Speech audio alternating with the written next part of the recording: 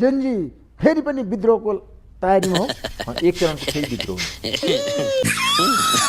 पहिला पनि तपाईँले यही भनेको थियो यो सरकार सडकबाट हट्छ सदनबाट हट्दैन। जब अति हुन्छ नि त्यहाँ खति हुन्छ। सरकार सडकले ढाल्छ भन्नुभएको थियो। गयो सरकार ढल्यो। मैले भने कि 84 आउँदै आउँदैन 84 गलत बाटोबाट खति हुन्छ।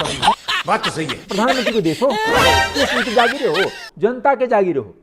तर उसलाई के लाग्छ हामी जे चाहौँ जसलाई पनि सुन्न सक्छौँ जसलाई पनि दिन सक्छौँ हामीलाई पनि उनीहरूलाई बोल्नु नपाउँ। हामी डेमोक्रेसीमा लडेर लागेको बोल्नको लागि तपाईँ र मैले प्रधानमन्त्री बन्ने बित्तिकै बोल्न नदिने, तपाईँ प्रधानमन्त्रीको सल्लाहकार हुने बित्तिकै कसैको स्वीकृति विद्रोह गरिदिने, कसैको मुद्दा लगाइदिने, कसैलाई सरुवा गरिदिने, आफू आसेपासेलाई पुरी झोले जमात गर्ने।